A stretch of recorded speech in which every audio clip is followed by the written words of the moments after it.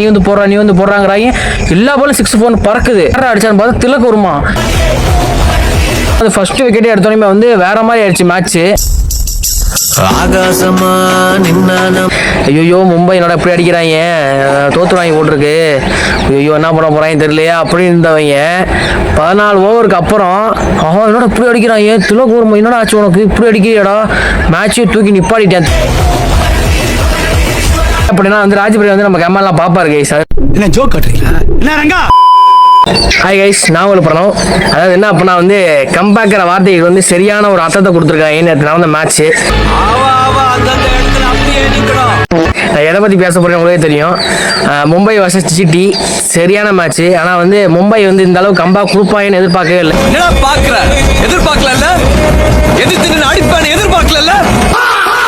கம்பேக்கிற வார்த்தைக்கே வந்து இவங்க தான் வந்து அர்த்தத்தை கொடுத்துருக்காங்க நேற்று நடந்த மேட்ச்சு.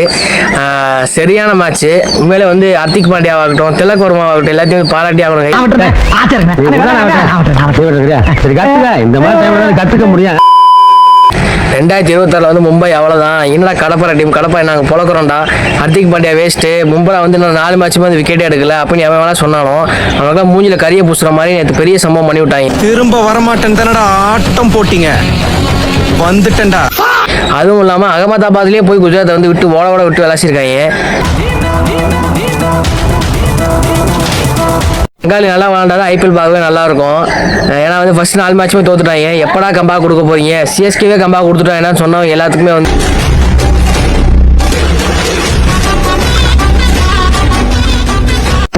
நடந்த மேட்ச் அப்படியே ஒரு சினிமா பார்த்த மாதிரி இருந்துச்சு. எப்படி ஒரு சினிமாவில் வந்து ஃபர்ஸ்ட் ஹாஃப் செகண்ட் ஹாஃப் வந்து ஃபர்ஸ்ட் ஹாஃப் வந்து கொஞ்சம் போராக இருக்கு, செகண்ட் ஹாஃப் வந்து ஃபர்ஸ்ட் ஹாஃப் தூக்கி சாப்பிட்டு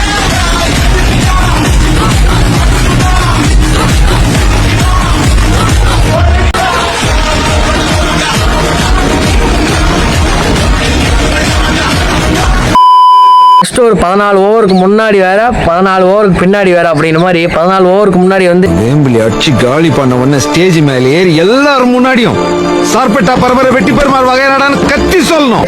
ஐயோ மும்பை என்னோட இப்படி அடிக்கிறாங்க, தோத்துறாங்க போட்டிருக்கு, ஐயோ என்ன பண்ண போறாங்க தெரியலையா அப்படின்னு இருந்தவங்க 14 ஓவருக்கு அப்புறம் என்னோட இப்படி அடிக்கிறாங்க, திலக் வருமா என்னடா ஆச்சு உனக்கு இப்படி அடிக்கிறியாடா, மேட்சே தூக்கி நிப்பாட்டிட்டேன்.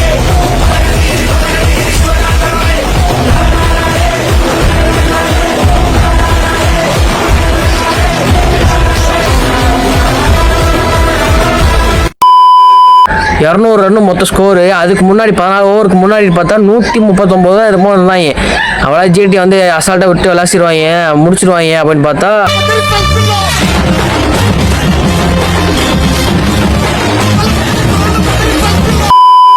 அதுக்கப்புறம் வந்து டாஸ்க் போட்டாங்க. டாஸ்க் போட்டு வந்து எம்ஐ வந்து பேட்டிங்கு, நம்ம ஜிடி வந்து பவுலிங் எடுத்திருக்காங்க. எம்ஐ சார்பில் யார் இறங்கினது அப்படின்னா வந்து நம்ம ரோஹித் சர்மாவும் இஷான் கிஷனும் உள்ள இறங்கியிருப்பாங்க. பிளே ஆஃப் வந்து கொஞ்சம் டீசெண்டாக தான் கொண்டு போனாங்க 2 பேருமே. பிளே ஆஃப் முடிவில் வந்து ரோஹித் சர்மா அவுட் ஆயிருவாப்ல, 20 பாலுக்கு வந்து 28 ரன் மட்டும் தான் அடிச்சிருப்பாப்ல. அப்புறம் வந்து இஷான் கிஷன் வந்து 22 பாலுக்கு வந்து 35 ரன் மட்டும் தான் அடிச்சு அவர் அவுட் ஆயிடுவார். அதுக்கப்புறம் வந்து சூரியகுமார் யாதவ் வந்து அவரும் பெருசாக அடிக்கல, 14 பாலுக்கு வந்து 21 ரன் மட்டும் தான் அடிச்சு அவர் அவுட் ஆயிடுவாப்ல. வந்து நம்ம திலக் உள்ள வருவாப்ல, திலக் வந்து எப்பயும் போல அவரும் பெருசாக ஆடவே இல்லை, ஸ்டார்டிங்கில் ரொம்ப ஸ்ட்ரகிள் ஆனாப்ல. அதுக்கப்புறம் வந்து ஒரு 14 ஓவருக்கு வந்து மொத்தம் ஸ்கோர்னு பார்த்தாக்கா 138 ரன் இருந்துச்சு, மொத்தம் 4 விக்கெட்டு. என்ன பண்றாங்கன்னு பார்த்துட்டு அது போலாம்ண்ணா அப்படிங்கிற சில பேர் டிவி ஆஃப் பண்ணிட்டு போயிட்டாங்க, எதுக்குடா மேட்ச் பார்த்துக்கிட்டே ஃபர்ஸ்ட் 3 மேட்ச் தோத்தாச்சு, இந்த இவங்கள ஃபார்ம் எதுவுமே பெருசாக அடிக்கிற மாதிரி தெரில, அது அவ்வளவுதான் டைம் முடிஞ்சது வா. அதுக்கப்புறம் 6 4 பறக்குது பால், ஸ்டேடியம் விட்டு பறக்குது, யாரா அடிச்சான்னு பார்த்தா திலக் வருமா.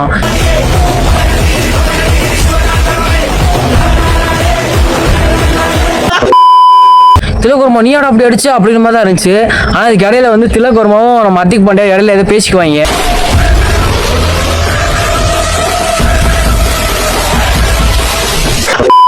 ஹர்திக் பாண்டியா வந்து திட்டுற மாதிரி இருக்கும் பார்க்கும்போது, டிவியில் பார்க்கும்போது. ஆனால் என்ன மனசு என்ன சொன்னான்னு தெரில, இல்லை 6 4 பறக்க விட்டாப்புல.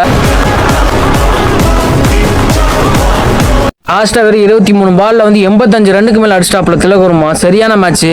ஆனால் செஞ்சுரி அடிப்பான்னு யாருமே அடிச்சு கூட பார்த்துருக்க மாட்டாங்க.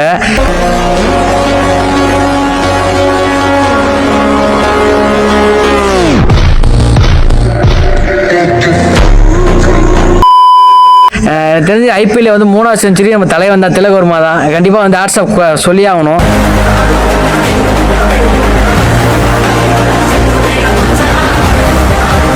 என்னதான் இருந்தாலும் ஹர்திக் பாண்டியா வந்து 15 ரன்ல அடிச்சு அவுட் ஆனாலுமே வந்து திலக் வர்மா வந்து 100 ரன் அடிச்சிருக்கு மெயின் காரணமே வந்து ஹர்திக் பாண்டியா தான். ஏன்னா வந்து இடையில வந்து 2 பேர் பேசிக்குவாங்க.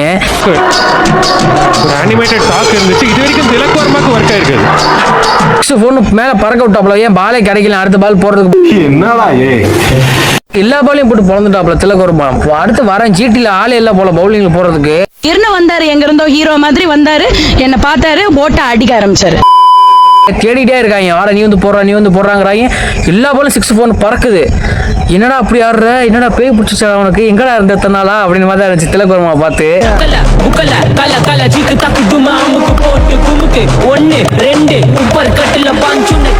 அடிச்சுட்டே இருக்காருன்னு பார்த்தா மொத்த ஸ்கோர்னு பார்த்தாக்கா 200 ரன் நாட் அவுட். அதுக்கப்புறம் பார்த்தா நம்ம ஜிடி உள்ள இறங்குறாங்க. ஜிடி உள்ள இறங்கி ஃபர்ஸ்ட் ஓவர் யார் போறான்னு பார்த்தா முப்ரா போடுறாப்புல. முப்ரா போட்டு ஃபர்ஸ்ட் விக்கெட் எடுத்துட்டாப்புல. யாருன்னு பார்த்தா நம்ம சாய் சுதர்சன். ஓப்பனிங் இறங்கி விட்டானோ சந்தோஷமா இறங்கினேன். முதல் பால் போல்டு சதி. சரியான பவுலிங். ஏன்னா வந்து நம்ம முப்ரா வந்து ஃபர்ஸ்ட் 4 மேட்சை வந்து வச்சு ஓடிட்டே இருந்தாங்க. என்னடா பெருசாக யாருமே விக்கெட்டே எடுக்கல, என்ன முப்ராக்கு என்ன ஆச்சு ஏதாச்சு, வெளில எதுக்கு டீம்ல எடுத்தீங்க அப்படிலாம் வரைக்கும் போயிட்டாங்க. கேள்வி கேட்க ஆரம்பிச்சிட்டாங்க. வந்து முப்ரா வந்து ஃபர்ஸ்ட் விக்கெட்டே எடுத்தோடனே வந்து வேற மாதிரி ஆயிடுச்சு மேட்ச். ஆகாசமா நின்னா நம்ம அண்ணாந்து பாக்கும் ஜில்லாவே. அப்புறம் பார்த்தா நம்ம ஜாய்ஸ் பட்லர் இருக்காருல, அவரை வந்து நம்ம ஹர்திக் பாண்டியா போட்டு விக்கெட் எடுத்துட்டாப்புல. பேக் டு பேக் விக்கெட் எடுத்துட்டே இருக்காங்க. அதுக்கப்புறம் வந்து வாஷிங்டன் சுந்தர் உள்ள இறங்குறாப்புல. அவர் ஒரு 4 4 விக்கெட் அடிச்சு 8வது ஓவர்ல வந்து அவுட் ஆயிட்டாரு.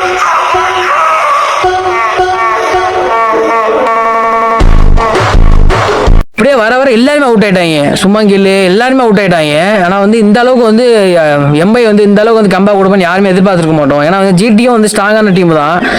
எனக்கு தெரிஞ்சு ஜிடி வந்து அடிச்சிருப்பாங்க எல்லாரும் நினைச்சோம். ஆனா அந்த மும்பை வந்து இந்த அளவுக்கு கம்பேக் கொடுப்பான்னு எதிர்பார்க்கவே இல்லை.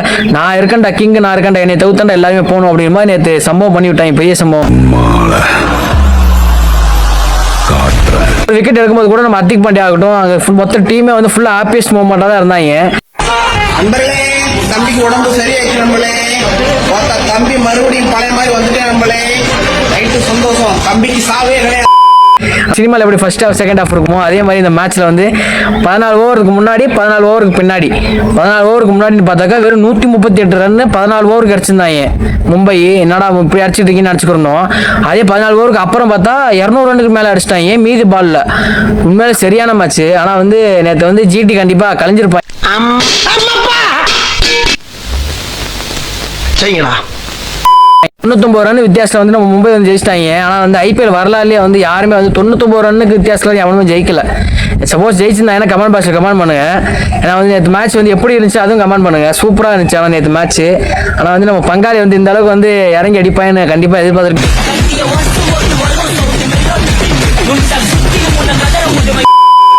இந்த மேட்ச் வந்து சிஎஸ்கே கூட என்ன பண்ண போறாங்கன்னு தெரியல. ஏன்னா வந்து சிஎஸ்கே இப்போதான் வந்து கம்பேக் கொடுத்து இப்போதான் ஒரு மேட்ச் தோத்தோம், திரும்பி இன்னொரு மேட்ச் தோக்கணுமா அப்படின்னு தான் இருக்கு.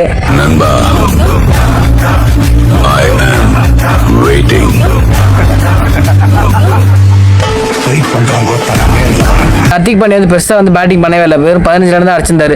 ஆனால் ஒரு கேப்டன்சி வந்து நம்ம பாராட்டி ஆகணும். வந்து அந்த கான்வர்சேஷன் நடக்காம இருந்துச்சுன்னா எனக்கு தெரிஞ்சு ஜிடி தான் ஜெயிச்சிருப்பான்னு நினைக்கிறேன். எல்லாம் பதிலடி கொடுக்குற மாதிரியே வந்து ஃபர்ஸ்ட் ஓவர் வந்து தூக்கிட்டு போய் முப்ராட கொடுத்தாரு நம்ம வந்து ஹர்திக் பாண்டியா.